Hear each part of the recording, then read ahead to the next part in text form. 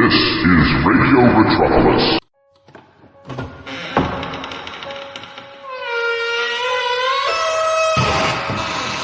Welcome to the Inner Sanctum radio podcast here on Radio Metropolis. Tonight, a married couple murder an elderly man for the money he has hidden in a pillowcase and now must cover their tracks as investigators close in. This is Dead to Rights on the Inner Sanctum radio podcast from May 22nd, 1945, here on Radio Metropolis.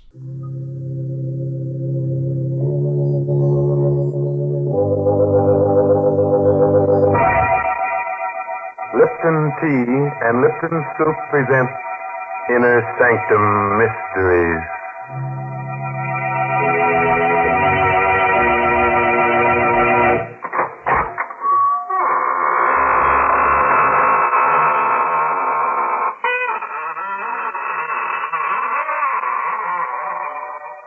Good evening, friends.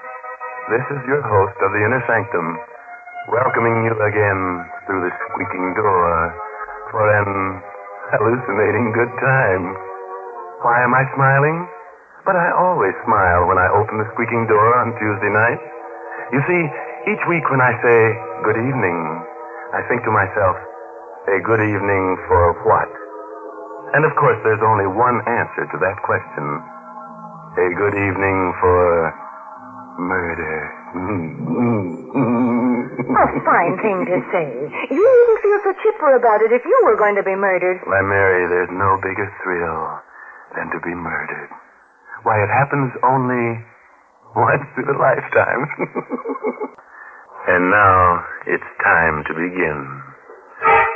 Our story is called Dead to Rights.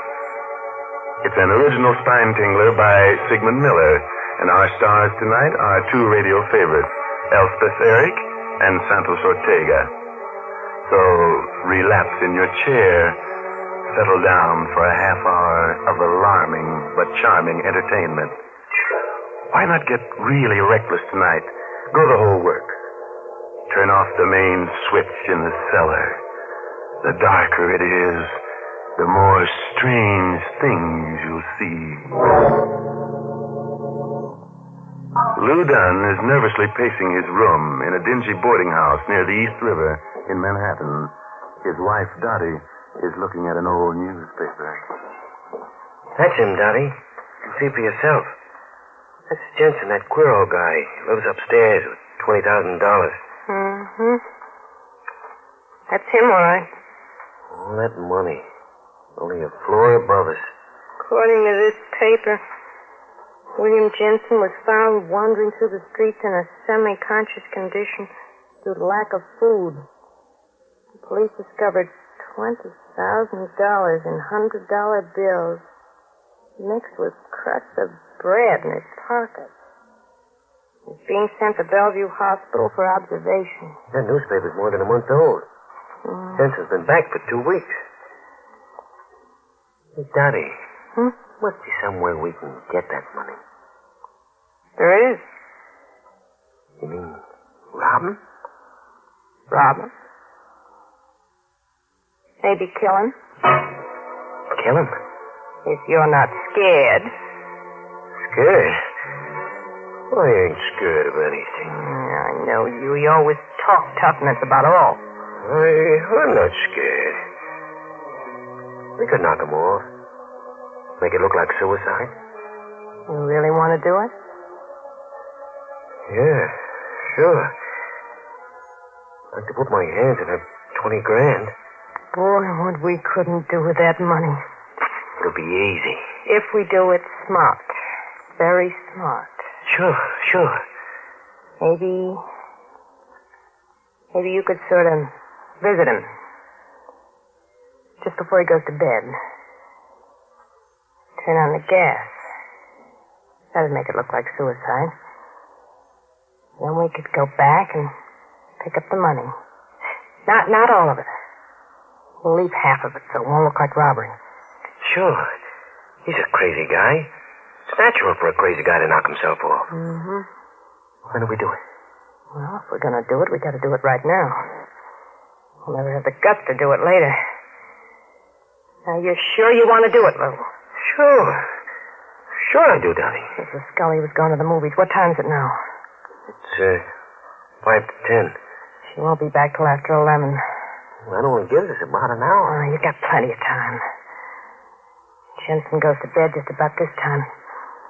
You go on up, stay with him until he's in bed. And then, on your way out, you turn on the gas. Not too much, because that'll make a lot of noise. And keep your finger off the spigot. Use a stick or a glove or something. Yeah, I understand. Well, okay. What are you waiting for? You want me to go now? Well, what do you want to do? Die of heart failure worrying about it? Go ahead.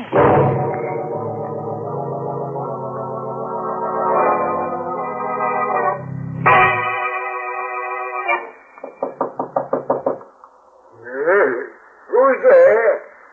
It's me. Lou Dunn, the guy that lives right under you. Oh, just a minute. I was just about to get to my bed. Is there anything special you want? No. I just had a little argument with the wife. Oh. I don't want to go back right now. You're going to teach her a lesson. That's right. Yeah. All right. Come in. You can talk to me while I get into bed. Thanks a lot, Mr. Jensen. I won't stay long. You going to bed right now? Yeah. Would you mind helping me take off my shoes? Sure. I'm getting too old to bend down. Oh, sure. Sure thing. Thank you. Oh. That's no place to hide your money, behind the pillow. Huh? That ain't no money. It's just a lot of pictures. It's all just pictures. Oh, yeah, sure. Yeah. I ain't gonna be good company. I feel kind of sleepy. Well, maybe I'd better get back. Nice of you to come see me, Lou. It's freezing outside. I'd better close the windows or you'll catch cold.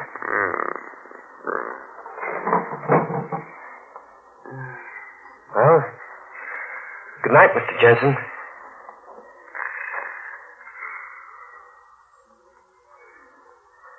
Good night.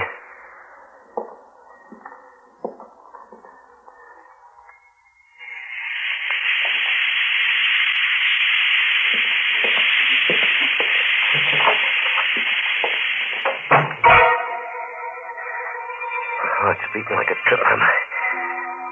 If I get downstairs without being seen, everything will be all right. Hey, someone's coming up the steps. It's Mrs. Scully, the landlady.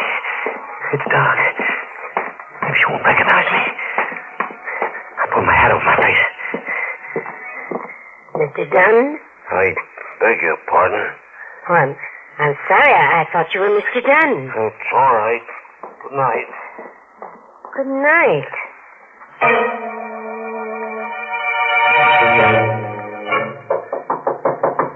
Who is it? It's me, Lou. Everything all right? Close the door. What's the matter with you? Anything go wrong? We're going to be caught. Calm down. Tell me what happened. I did everything you said. Everything worked fine until I got outside. I met Mrs. Scully in the hall. I pulled my hat over my face. She recognized you? She called my name, but I disguised my voice. Nothing to worry about. I'm sure she knew it was me. We're going to get caught. Did you come right down here? No. I went outside for a few minutes in case she was watching me. That's good. Now you got to go back and get that money. He's dead by now. I can't go back. You gotta go now before the gas leaks into the hall and everybody knows about it. I can't do it. All right, I'll go myself. Where'd you say the money was?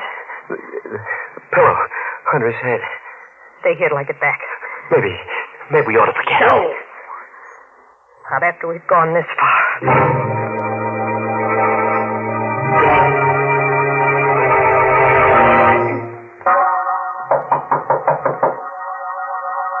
Who's there? It's me, Mrs. Scully. Let me in. What do you want? Well, the people downstairs have been complaining there's water leaking down the ceiling. Water? Yes. I'd like to take a look at the sink. Sure. Funny. Pipes aren't leaking. Just a mistake, huh? Oh, they must be cranks. Floor's dry. Is that all, Mrs. Scully? No. You're a couple of days over on your rent. We'll have it for you tomorrow. Well, you better. I have to pay the bills, you know. Sure, I promise you. Well, all right. Say, didn't I pass you upstairs on the 4th floor a little while ago? Me? Oh, you must have me mixed up with someone else. It looked like you. Had you billed? I haven't been out of this room for a couple of hours. Hey, Lou, Dolly, Miss Scully. Oh. Hello, Mrs. Scully. Hello, Mrs. Dunn. I was just telling your husband about the rent that's... Do you smell gas? Yeah. Must be a gas jet open someplace. Well, you'd better take a look at your stove. Don't want any accidents in this house. No, neither do we. Seems to be coming from the hall. I'd better take a look at that empty room. You should have knocked before you came in. You almost gave the whole thing away. Yeah, I know. Had the money right in my hand. I only took half the dough, about $9,000, I figure. The cops questioned Mrs. Scully. We'd be done for. Yeah, she smelled the gas on me. I almost died in that room. We gotta get away from here. Maybe you're right. I'm getting kind of scared myself. Things ain't working out so perfect. Let's get packed. Okay, we better hurry. No, wait a minute. We ain't gonna pack. We're not gonna stay here. Listen, if we walk out with our suitcases, we'll be giving ourselves away. We just... They found out about Jensen. We gotta stay calm or we're dead pigeons. What should we do? We gotta get out of the house first. We can't go out the front door, not now. Maybe with all this excitement going on, we can sneak out without them noting. I tell you, I'm scared, Daddy. Oh, my. Come on. It's now or never. There's nobody at the front door. Oh, that's a break. What's going on here? The cops, they just came in. Quick, get back in the room before they see us. We'll never escape. I'll escape. There must be some other way.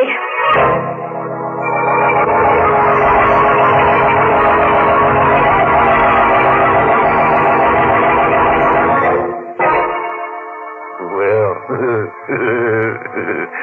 Dottie and Lou are in bad shape. My only hope is that they don't die of heart failure before the end of the program. That would be very embarrassing. Sometimes I wish the characters in our stories would show a little more nerve. They all get so flustered. It's not that they aren't first-quality villains, but they're too indecisive. Well, what do you think is going to happen to them? Oh, they'll probably turn on the gas again. Oh, please. And brew themselves a pot of Lipton tea. Well, you fooled me that time. Well, now let's go back to our pale and panicky pair of murderers. If you remember, they ran back into their room when the police came in. And since then, they've been trying to figure a way out. Maybe they've got a plan. So let's take a look, shall we? We've got to think of something. How about that back stairway? I don't know where it goes. Well, it's better than staying here. Cops will see us. We gotta take that chance. They're probably still upstairs. Come on. Let's hurry. Slow, you. I gotta open the door to get to the back stairway. I'll open it slow. Oh, the door's locked. You fool. Maybe it's just rust. It's jammed. I suppose I'll try to open it. No use. The cops will be down in a minute. Come on, let's push it. Get him. It's opening. Just a little bit more. We can just step through. You all right? Like it's cold in here. Stairway goes down to the cellar, I guess. Come on.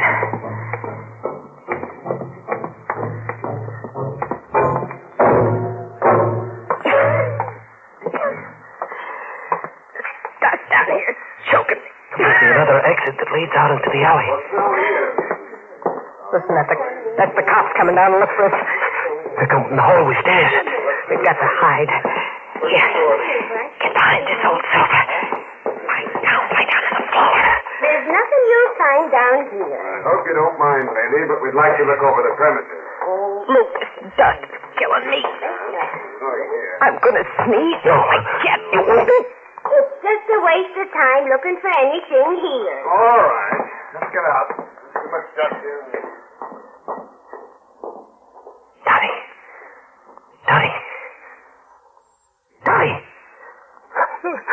I killed him. Please get him. Oh, I'm glad you're not dead. You tried to kill me. I had to put my hand over your mouth. You'd have sneezed. We'd been caught. Let's get out of this dusty hole. We get these barrels where we can get out through the alley.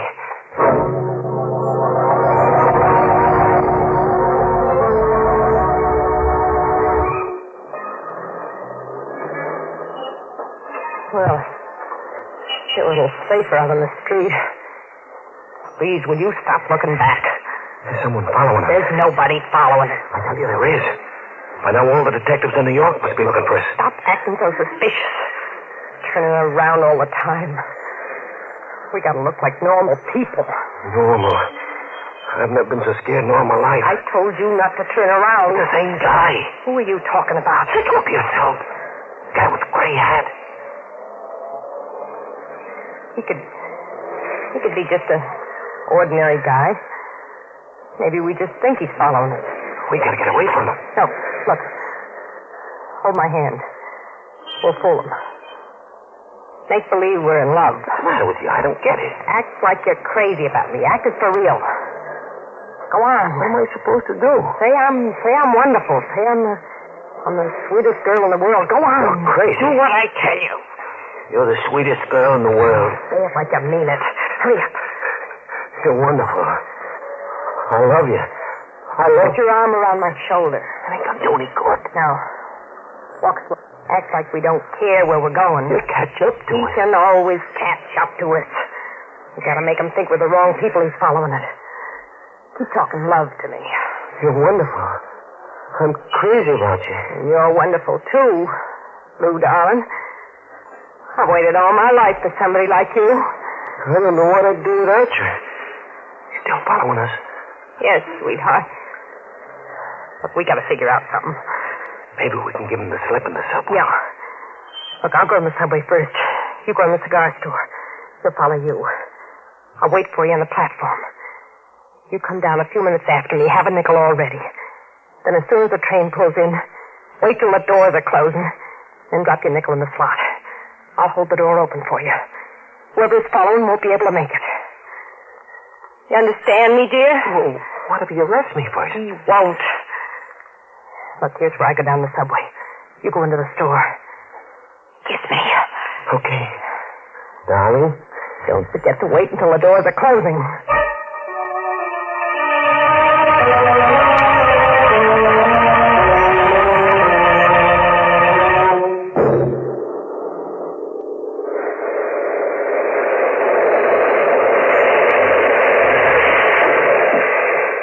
Lou, here I am. Hurry up. I couldn't find you. What's there in the center of the platform for everybody to see me? I thought you'd run out on me. Maybe I should have. You had. I'd give myself up to you. Yes, you would. Where are we going? Next station. We'll get a bus going to New Jersey. Maybe we ought to ride on the plane.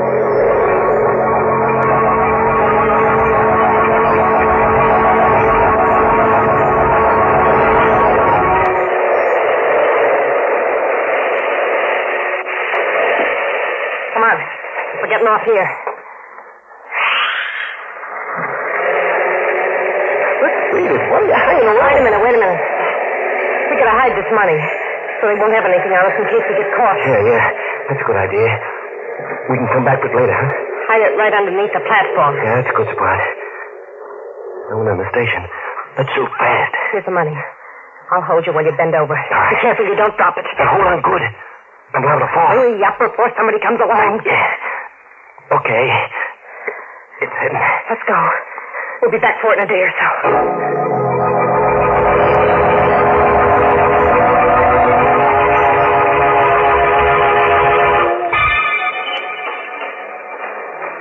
Now put your arm around me while we go up into the street. I can't do it anymore. You don't do it, I'm leaving you. No, don't. That's better. Sweetheart.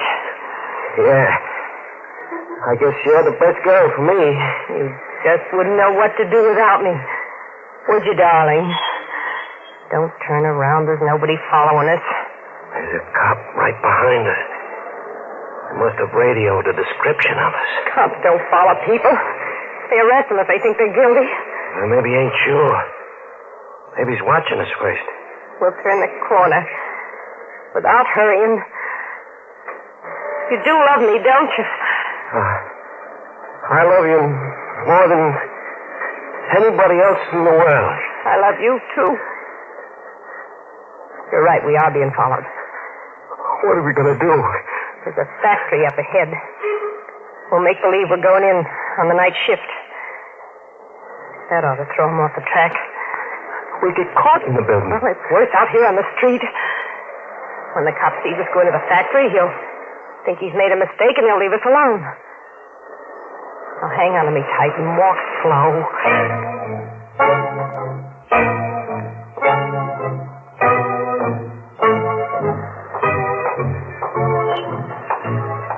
Is this the building?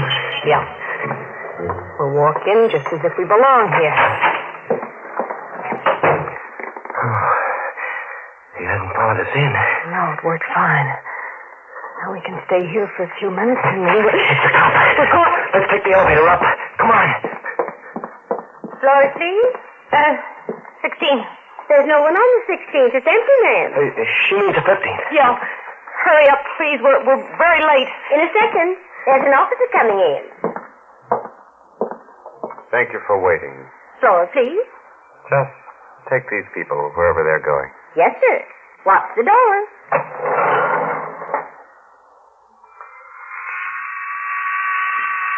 Where are you two going? 15th floor. Who are you seeing on the 15th floor?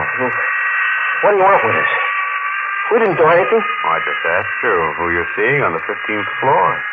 We work up there. 15, please. Come on, Lou. Just a second. Run, Lou. Run. Around the corner. Shoot at us. Hurry up. Don't kill us. Stop or I'll shoot. There's the freight elevator. Open it. If we can make it, we can slam the door and run it ourselves. Wait a minute. Hurry up, Lou. As fast as I can. Quick. Stop. The elevator. Stop.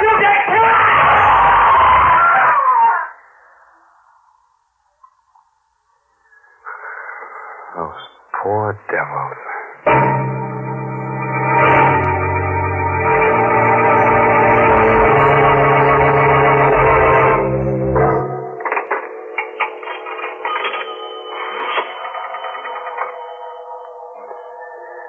Operator, get me precinct 23. Oh, hello, Lieutenant. This is Officer Malone. I want to report a double suicide. Their names are Lewis and Dorothy Dunn. I knew they were going to do it, and I tried to stop them. I saw him in the subway station. The man was trying to jump off the platform, but the woman was holding him back. He changed his mind, and they went upstairs. It looked like a lover's suicide pact to me. I saw them holding each other around, kissing on the street. I followed them from the subway into this building, and when I asked them a few questions, they got frightened and got off on the 15th floor. Well, I did. I tried to stop them, Lieutenant. They ran down the corridor and then threw themselves down an empty elevator shaft. Dead? There's doornails, yeah. Lieutenant, you know, the funny part of it is, they lived in the same house where that old crackpot, Jensen, committed suicide by gas a few hours ago. Huh? What?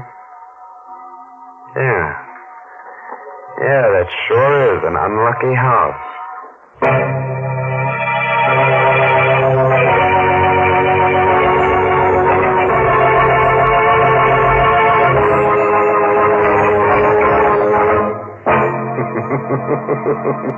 Well, that's one way of getting rid of the Duns, making them throw themselves down the elevator shaft.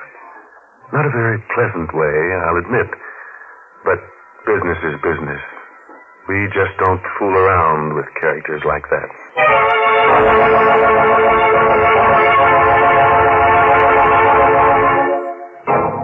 And now, a word of advice. If the elevator service is bad and you're in a hurry, just throw yourself out of the window. Oh, by the way, this month's Inner Sanctum mystery novel is The Red Right Hand by Joel Rogers. Oh, and I must tell you about next week's story. It takes place on the high sea, but it's about a man who doesn't like singing. Yes, singing seems to strike the wrong note with him, and he goes around opening up throats with a knife to find out just what makes that wrong note. So, if you're one of those guys who sings in the shower, just cut it out before next week's killer does it for you.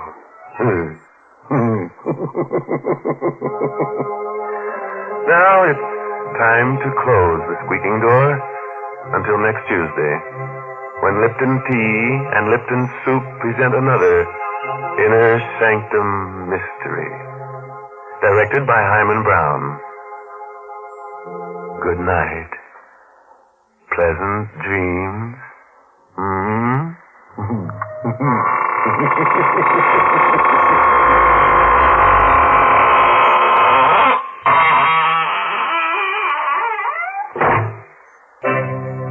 This is CBS, the Columbia Broadcasting System.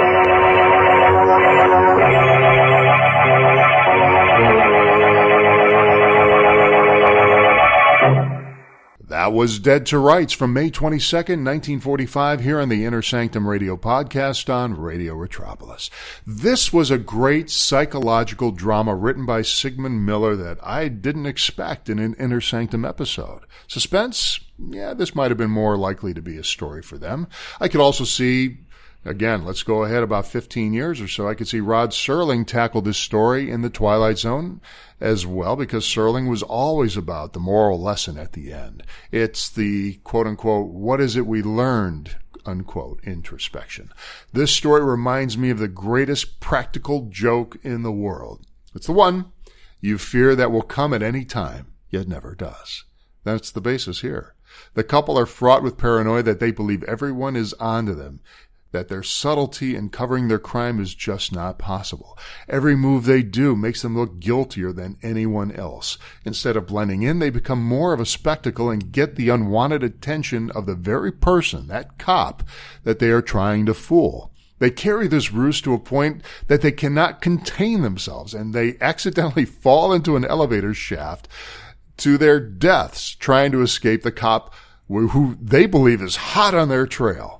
The cop, in fact, was hot on their trail. Unfortunately for them, he believed they were going to commit a double suicide. He had no clue of the other crime.